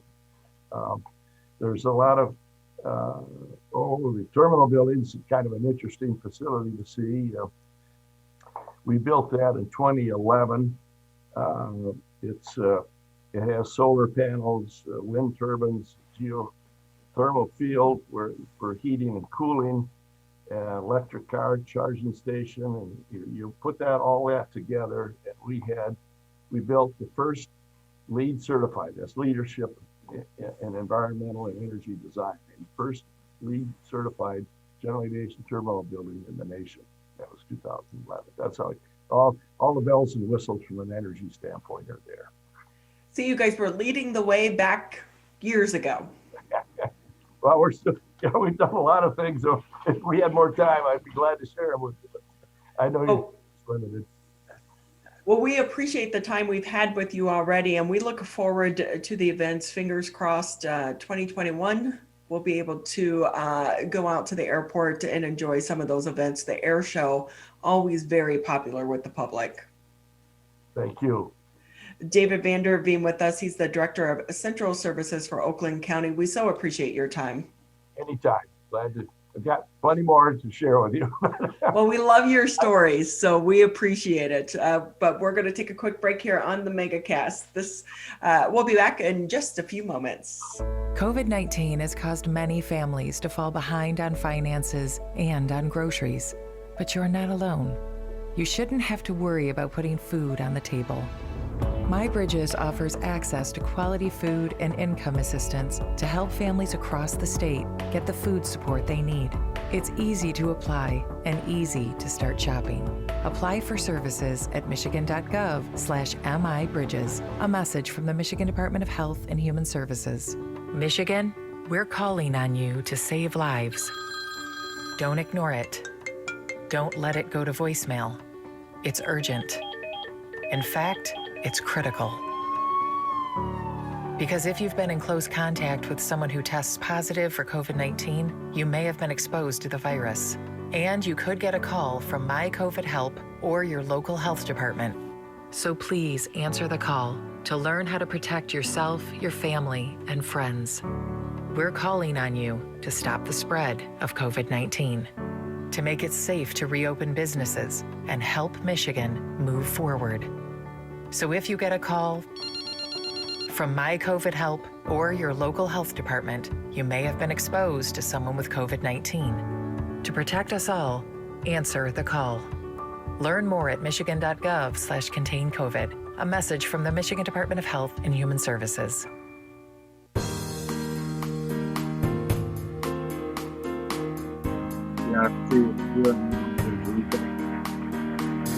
To the Oakland County Megacast, we are going to go from the air to the land, more specifically to the waterways. With us now is going to be Danny Hepler and Jared Morse. They are with Drag the Water. I was watching your videos this morning. Number one, whoever even heard of such a thing?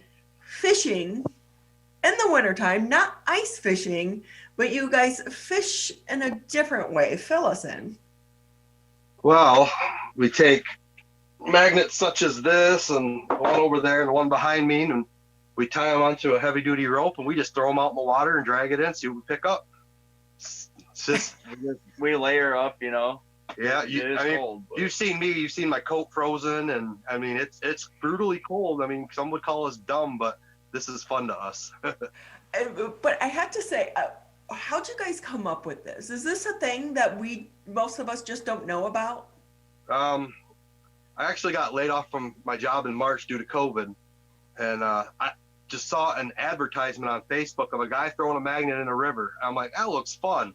So I got a couple of them, got him involved, and then, you know, the rest is, so they say, is history, because I mean, here we are, you know, over 800 people on our Facebook and a couple hundred on the YouTube. And so it's like magnet fishing, but not for fish. Right. And we've had, I can't tell you how many people we've had ask, what are you guys doing? You measuring water? What kind of fish you catch with that? Yeah. It's like, I know it looks odd, but, you know, and we tell them, yeah, we're just basically salvaging metal out of the waterways. And what are some of the things that you come across? Oh man. Well, one of our awesome finds is when we pull out this 1911 porcelain Michigan license plate. Wow. We've got a couple of spittoons. You know, old railroad block. Pretty neat. This is just a few of our things. This is actually our work area. We got a cleaver head. An old dumbbell, 3-pound. We cleaned that up. That was kind of fun to catch. Oh, Jared pulled up this heavy wrench. It's got a marble encrusted in it, a green marble. It's pretty cool. So when you guys are throwing the line, is it just, you're just kind of dragging it, but some of these waterways are pretty deep. So how long of a line are you throwing out there? Oh, we throw about 65 feet or so is what we have on the orange spools, and that's usually plenty. I mean, we've not fished anywhere really deep. We've only done a few rivers and, you know, 10 feet, maybe 12, 15 feet, not much. So what do you hope to find? Or is it just, whatever's out there? Well, we like the old artifacts, you know, like the license plate. The license plate. I found 2 porcelain signs that I just sold to a collector a couple weekends ago for a little bit of money. So, I mean, it's the treasures like that you find that make it worth it. We found a couple of shotguns. Last weekend pulled out a 1894 antique revolver. I mean, that was basically junk, you know, but I got it cleaned up and it looks pretty good right now. And you can't ever shoot it again, obviously. But I got a guy making me a display case, and I'm just going to show it off, you know, history. I mean. Jared, what's this been like for you to do this? It's fun. I don't know. Like he said, he got me into it, and the first time he took me, I found a shotgun barrel, and from there I was hooked. And we try to get out every weekend. You know, it's just gets us outdoors, and we clean the rivers, and we make a little money sometimes, and we just have fun just doing it, just being outside. So how are you making money? Just selling the metal and the things that you find? Yeah, you scrap all the metal, you know, and like I sold those signs to that guy, and we've had some guys buy old iron railroad pieces for forging and, you know, just whatever, you know, it's just scrap to us, really, you know, all that kind of stuff. So do you go into it with like a plan? If you're going to magnet fish in a certain area, are you going like over bridges where you think people threw things into the water? Absolutely. We go to Grand Rapids a lot, to the 6th Street Bridge and the park areas down there, and that's like our spot. So when we get there, we basically have an idea of what we're already going to do, where we're going to go, how we're going to do it, and then we just go from there. If we don't get nothing, we move. I mean, that river's so vast, you can move up and down and still not cover it in 20 years. You know, there's just so much, so big. I'm also wondering, like, are you worried you're going to come across, like, I know you already found a shotgun, but like other weapons used in crimes, like, do you get concerned about that at all? Yeah, I mean, if they're, new enough to where you could tell that it was, tossed in there recently, we would turn that into the police, obviously. But we haven't found really anything like that. I know that you guys did find a safe. Yeah, we found a safe. The door was already off, but there was actually contents in it. There was pictures and a key, and yeah, that's episode 2. You see me pulling that thing through the water, and I'm like, oh wow, there's stuff in it, which was amazing because it was filled with water and it's been sitting there for years.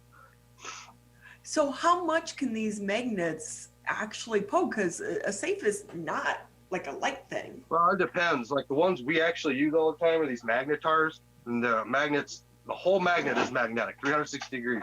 The one he's using is like 2,100 pounds of pull force. The one I use is like a little over 3,000 pounds.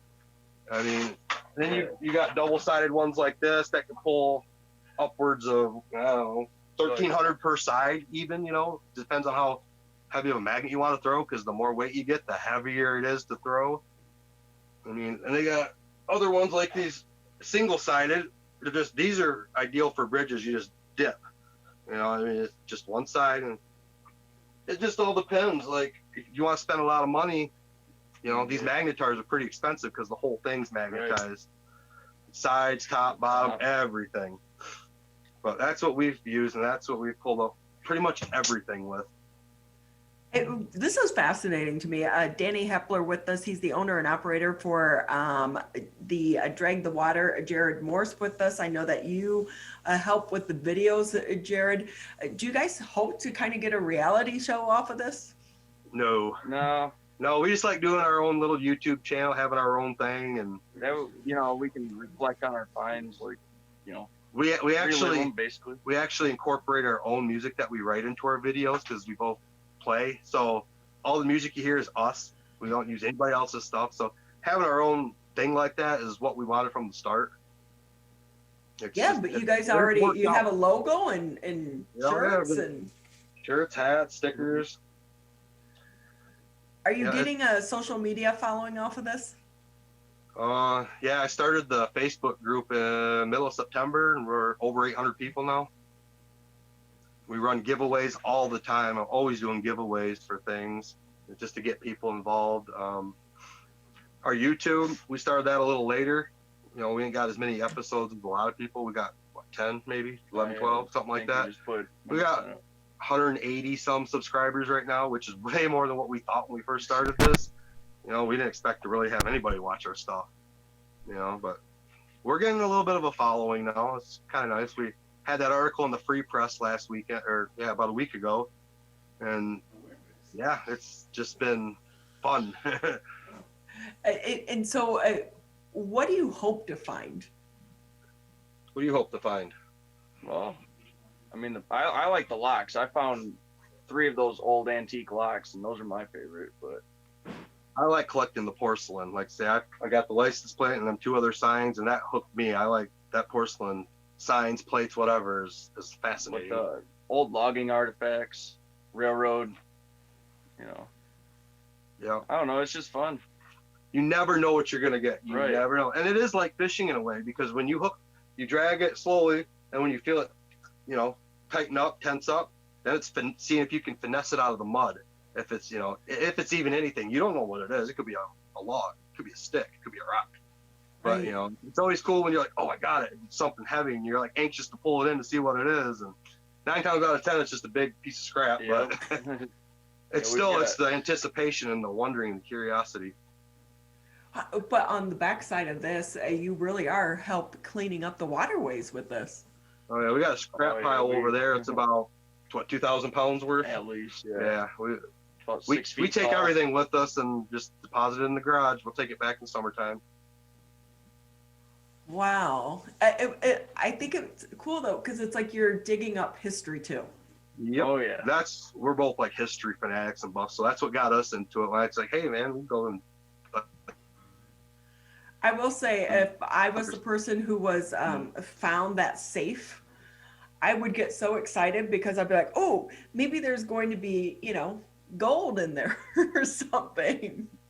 Yeah, we didn't know what to expect in there, and we were surprised that tray was still in there with the pictures. I mean, it was definitely unique because, like you said, the magnets couldn't pull it out. We got it to the wall as close as we could, and I waded out there and dragged it all the way to the shore and got it onto the land. But yeah, it was pretty cool. It was definitely like an exciting day.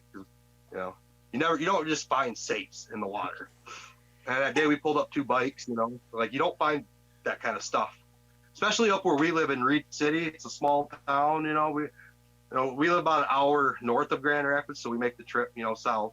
But our rivers up here don't have nothing like that. So, it's always nice to get down there where it's a bigger town, and it's like, who knows what we're gonna find this time. I mean, he's found a watch and a toy truck, and we just found a lot of random stuff. It's like, whoa. I know that one time I went out with the Detroit Fire Department and their divers. If you really want to find some fun stuff, come to Detroit and fish the Detroit River. They pull out more cars than you could imagine. We got a buddy actually, Motor City Magnet Fishing, Jason, that's gotten a hold of us, and in April and in May we're partnered up with the River Rouge cleanup or whatever. We're gonna get a group of us, and we're just gonna go and clean and pull stuff out for a date in May, and I think in April too they're gonna do it. But yeah, he's like, come down to Detroit. There's so much stuff. Like, yeah, we will. It's kind of cold right now, but we will. Yeah, you're like, can we do it when it's a little bit warmer? And especially the River Rouge, you have to keep us updated as to what you find out of that place. Right. Well, I said it's loaded. I think he said over by Zug Island, it's just loaded with stuff. They're actually, because I brought it up to him, I was like, what are we going to do with all the scrap? He said, I'm not going to haul it back. And you get a scrap service there. And they did. So they're going to have a scrap service there to take away all the stuff we don't want. And it'll be a big thing. It'll be a good thing for the river, Right. Well, yeah. If you also need someone, Detroit Junk Busters, they're a good company to call, and they'll come out and get it. Hey, with that too, were you guys able to trace where that safe came from, or any of the other items that you found? No, not really. Actually, what's cool about these spittoons, you ain't gonna be able to see. They have maker's marks on them. There's an M and an X on this one, and we tried to look them up and been on a couple groups trying to find out information, and we just can't find nothing on them. Like, his says MC, mine says MX.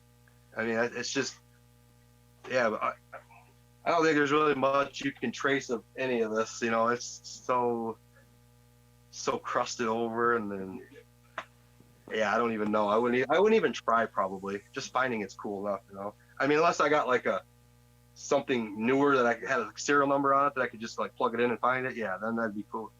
Yeah. We just like being out there. I mean, don't matter if we get muddy, wet. Funny story, I actually fell in the Grand River back in December, like into the water. And later that day, we pulled up a shotgun. I was ready to go home, and then I thought about it. Went to the dollar store, got slippers and socks. We toughed it out the rest of the day, pulled out a shotgun, I mean, it's things like that keep you going, really. Yeah, the shotgun was in, not very good shape, but it's still cool, It's a wall hanger. That's what we call it. It's a wall hanger. Finding that hooked you. Get it? Yeah. Yeah. I had to get one in. We're stuck on this hobby. How about that one? That's great, though. Hey, where can people watch your YouTube videos, and also or find more about your group and what you guys are doing? Oh, well, we got the YouTube and the Facebook. Just type in Drag the Water Magnet Fishing. We have Instagram also. It's dragthewater_magnet fishing. Well, that's awesome. I will say I never knew this existed, but I could only imagine as you guys keep doing this even longer, some of the things you're going to find. Oh, yeah. Yeah, we just have a gamble. Yeah, we have so much fun doing it. It's awesome. Like, especially when you pull up something cool and you take it home and display it and show people and put it on Facebook. Like, yeah, look what I got. It cool. Just takes time and cold toes, right? Oh my gosh, yes. Yeah, it does. I can't tell you how many hours we spent out there in the cold this last few months. Gosh. That's what people call it crazy. Yeah, because this is more about, you guys should consider this a hobby in the warmer months, maybe. Well, that's when we started. Yeah. Then we're like, we got to the point where it was like November. I'm like, are we going to do this through the winter? And he's like, Yeah. why not? Let's do it. So we have. And, you know, what was it the one day? 10 degrees out. And I'm just like iced right over on my coat, still throwing, having a good old time, you know. We're throwing in blizzards. Oh, yeah. That Oh was my fun. goodness. Well, you guys must be having fun to go out in weather like that. But it's been great having you both on the show. Thank you for being with us. Yeah, thank you. Thanks. Okay, and we definitely have to have you back after you do your River Rouge search. See some of the things that you found there. Heck yeah. Thanks. Well, thanks again for being with us. Danny Hepler and Jared Morse, they are with Drag the Water. This is the Oakland County Megacast. Hi, my name is Kurt Lawson, and I'm the Public Information Officer for West Bloomfield Township. We wanted to reach out to you, our older adults, to provide information that you may find useful during this difficult time. We want to ensure you that West Bloomfield Town Hall, our Waters and Utility Department, West Bloomfield Parks, and our police and fire departments continue to work hard on your behalf. Information and resources can be found on the Township website, the police Facebook and Twitter, or call West Bloomfield Park's COVID-19 Help Hotline. Please remember to keep your social distance of at least 6 feet, wear facial coverings when you leave your home, and wash your hands for at least 20 seconds with soap. These precautions will help keep you safe during these difficult times. This may seem uncomfortable, but so is being hooked to an IV, sleeping in a hospital bed, and fighting for your life. When it comes to COVID-19, comfort is not as important as saving lives. Wearing a mask can greatly reduce the chance of spreading the virus. So mask up, Michigan, every time you leave home. The only way to beat COVID-19 is to face it. You can't get too comfortable. You can't forget the danger. Wear the mask. Wear the mask. Wear the mask. Wash your hands. Keep a safe distance. Especially in the next few months. You know we'll get back to normal. We'll get back to normal. We'll get back to normal. Someday. But not yet. Not yet. Not yet. But not yet. But not yet. Consider virtual gatherings for the holidays. Curbside food orders. Grocery delivery. And shopping local. Shop local. And especially shopping local. Let's beat this virus. We can if we face it together. Together. Together. Together. Together. Together. Together. Together. Together. Together. Together. For the latest information, visit oakgov.com/COVID.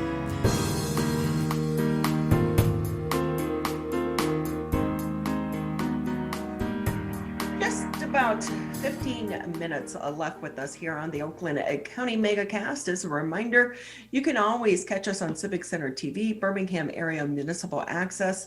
If you do have cable, tune us in. It's channel 15 on Comcast, 99 on AT&T. You can also listen to us on the radio, 89.3 Lakes FM, 88.1 FM The Biff. Also a good way if you missed the show or you want to go back and just watch maybe one interview that we've done with some of our previous guests, you can always do so just by going to civiccentertv.com. Click on the Megacast or the on-demand section for individual interviews. So we always have a lot of interesting guests, but also decision makers and leaders here in our community for you to be able to listen to and watch those interviews. And with us now is one of those people, Judy Didion. She's the Dean of the School of Nursing for Oakland University. Great to have you with us. Well, thank you, Ronnie. So I was online reading the poll that you all sent over that for the 19th straight year, nursing has ranked the #1 most honest and ethical profession. Journalism was like 28 on the list, but we won't talk about that. But it really goes into, and I think the pandemic has really brought a shining light on the importance of your profession. Yeah, yes, it has. And I'm very proud to see that poll this year again, but especially because of this year. It has been a a really tough time for nurses, and they have just done everything possible to make the best they can out of this situation. And certainly what they're doing to provide patient care and deliver that and in the most effective and best way possible within the confines of personal protective equipment. And, you know, being the conduit for the family has been very, very important as they take care of their patients, because the family can't be there. It's like that front line. I They know. really are the front lines, because a lot of times doctors may come and go, but it's the nurses that are really spending more time with the patients, but their families as well. Oh, yes, yes. And I know of a nurse who, you know, had to use his own devices, you know, his own cell phone to be able to help that patient communicate to the family, because there was no way for the family to be at the bedside. And I think we've learned a lot about COVID, and it's still distancing the patient from their family when they need them most. And certainly with healthcare, with the new, you know, some of the new interventions, they've been able to take care of those patients in a much more effective way. We've had more access to protective equipment for the nurses to reduce their exposure and chance of infection. And of course, with the vaccine, that's going to be a lifesaver for those healthcare providers. But nurses certainly used a lot of their critical thinking, I guess I would call it, because they had to be innovative. They had not faced an epidemic or pandemic like this before in their careers. And to try to figure out the best way to care for these patients when we didn't have the medical science in place because of it was such a new infection in our society and globally. So we saw nurses do all kinds of creative things to help these patients be comfortable, breathe better, get care quicker. So they certainly did stand up and rise up, I think I would call it, you know, in this call for help. So nearly 11 months into the crisis, and for some of the nurses, it must feel like this is never going to end. How do you take that and translate that to the next generation of nursing students? Well, I think they experienced a lot of stress in this whole pandemic also, because when we initially, when there was the lockdown in March, it also created a lockdown for our students. Our students, not only did they have to leave the classroom and start to learn remotely, we have clinical education that goes on and lab education. So the students all of a sudden couldn't have that opportunity because the hospitals needed to focus on the patient, and they couldn't have the students in there and feel like they could safely protect them. So initially our students, we had to figure out how can we teach our students about patient care when they're not at the bedside. So we've done all kinds of virtual things. It's amazing how many products came out, but also how our faculty had to rise up and think about how can we share experiences virtually so our students can continue to learn, because we had the other end of the spectrum where the hospitals were, you know, struggling and needed the workforce. So we couldn't shut down nursing education. We needed to provide our students the education so they could continue to progress. So those first couple months were kind of tough, but then as the hospitals opened up more, our students have gotten back into the acute care settings, and they've had the experiences. It's not quite 100%, but we're slowly getting there. What was surprising to me is how energizing this was for our students, because they saw those nurses in practice and they were inspired. They weren't afraid. I was afraid myself that we would lose students, or students wouldn't want to come into the profession because they would see that it's not risk-free. And it's never been risk-free, because any healthcare provider comes in contact with infectious disease all the time. But this was so real. So what what we've seen, though, is the complete opposite. Our students have just been dying to get back into the healthcare settings and take care of those patients because they see themselves as someone that can provide the care that those patients need and make a difference in how that care is provided. And I also see new students coming in. I didn't want to interrupt you, but No, I was going to say for the new students coming in, they're not turned away. They want to be a part of the solution then. Our enrollment has not dropped. We still have more students wanting to be nurses than we have space in our clinical and classroom. Yes, they really are energized and want to be part of this. They see this profession in a whole different light. I think they actually see it in a more realistic light because a lot of times students want to be a nurse because they watch TV and they think that's what it's going to be. But this has been real. This has been real. Every single day you see nurses who have sad stories and wonderful stories about what has happened to nurses during this pandemic. And our students have been inspired by that. So they are very excited to be part of the profession. So as you just mentioned, more and more students do want to go into nursing, but even prior to the pandemic, nursing school is not easy to get into. It's very competitive. Yes, it is. What advice do you give to maybe high school seniors or, freshman students about their path into this world? Well, I always say to the students that are interested in nursing, think about how it's based on hard science. You really need to study. You really need to appreciate as you move through the sciences that this is information you're going to have to continue to, keep in your mind. It's not a course that you take and just check off and throw out. You need to know the anatomy, the pathophysiology, the chemistry, because that's what nursing is built on.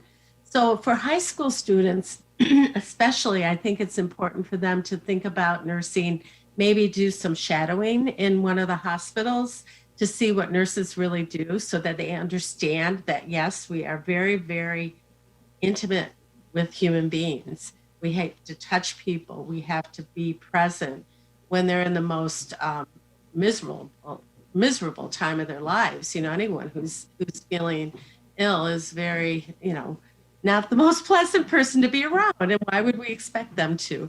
So I try to let them think about how the realism of nursing, but then also it's time to prepare for nursing education when you're in high school.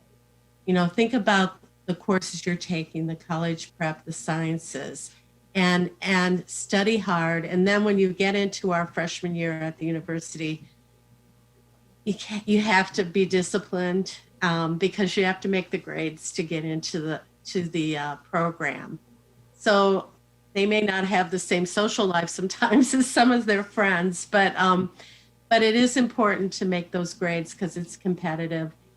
And a lot of people ask me, well, why don't you just take everyone? And we would if we could, but what happens is that our clinical resources, students spend a lot of time taking care of individuals outside of, in the hospital or in the community. And those agencies can only take so much, so many students. So that's why it restricts our enrollment in that respect. But I'm just happy they want to come. Right, because we need them. Judy Didion with us here. She's the Dean of School of Nursing for Oakland University. And Judy, when it comes to the students, and you had mentioned job shadowing, so many entities have closed down their job shadowing programs or their internship programs. And while nurses are on the front line, is that still the case in the world of nursing with these programs? Well, many of the hospitals do have programs, especially in the slower months. Now, we haven't had many slow months recently, but in the summers where they will bring in high school students and allow them to spend a day with a nurse. We also have at Oakland, we call it Camp RN, and we run it every summer. And it's for junior high students that are thinking about going into nursing or a health profession. And it's in that camp that we actually arrange for some shadowing, as well as letting them come to our lab and see what it's like to go through simulations and work with some of the equipment. So I think the organizations, healthcare organizations, know that they have to invest in the future of the workforce, because we're at a time where many, many nurses are nearing retirement, and we don't want to have a shortage in the future. So we work very closely with the healthcare partners, which would be all of the health systems in the greater Detroit area, to not only place our students for their clinical education, but also to work with programs that they might be able to help us inspire young men and women in high school or junior high to think about nursing as a profession. How do you think the pandemic is going to change the world of nursing and the profession of nursing long term? Well, I think we'll always need nurses. I think what will change is how healthcare is delivered. We know now that telehealth has become booming. You know, it was something some people were doing, but now everyone has to do it. So as far as the nurse's role in that, many times they are the ones that might go into the home using the telehealth equipment and doing the assessment, sending that information back to the healthcare provider. But they also help the patient who is on self-monitoring devices understand what that information means. So if they're checking their weight or their blood pressure, or their blood sugar, it's the nurses that often do that patient education to help them know when to call their healthcare provider or how to manage that information. In hospital systems, we're also seeing telehealth between hospitals. So many of the rural hospitals are using telehealth towards the intensive care units in some of the major metropolitan areas to work with nurses, working with nurses to help them manage their patients, because in rural hospitals, you may not see the variety every day. So you need to have resources at your fingertips. So I think healthcare will change on how people manage their health, how people manage chronic illnesses. We'll still have critical care and acute care in the hospital systems. We may have more technology to help us monitor and identify earlier when patients are turning a corner, not to the best, but so technology has been very helpful, but someone has to think about what that technology means and then provide the human care that's so important. So nurses will still be at the bedside because we're working with human beings that need that comfort, that need that reassurance, and that hope that they're going to recover and get out of that hospital and be back with their family. So that's where I see us moving toward. Well, there's really just another minute left here with you here on the Megacast, and like you said, they very much are needed on the front lines. Any advice do you have any advice for someone thinking about going into nursing or maybe making a career change right now? Oh, I think if that's what you're interested in and you really want to do, it's a wonderful, wonderful profession. I think, it's not just that there's lots of jobs. Yes, there's lots of jobs. We'll have a job, but those jobs are not easy. So you have to have the passion and the love to be effective in those jobs. And the nice thing about nursing is that there's so much variety out there. You could spend some of your life in the hospital, some of your life in the community, public health, education, research. There's so many aspects of nursing that you can never be bored, that's for sure. And I think when I talk to my colleagues and friends, we've all had a wonderful career in nursing, no matter where we've been. But, in terms of our career, longevity or ladder, but it is a wonderful profession, but you really need to be passionate because it requires so much of you to be effective in that profession because of the work you do. Well, I would think just like for the students, it's been a stressful time during the pandemic, but also for people such as yourself and having to adjust to teach during these times as well, Oh, because yes. it's hard for them. They have to hit the ground running when they get into the hospital. So we thank you for your time and your passion for the next generation of nurses. Judy Didion with us. She's the Dean of the School of Nursing for Oakland University. And we also want to say thank you to Oakland University for allowing us to live stream today's edition of the Megacast on their Facebook page. That's going to wrap it up for the Monday edition. We'll be back here tomorrow at 10 a.m.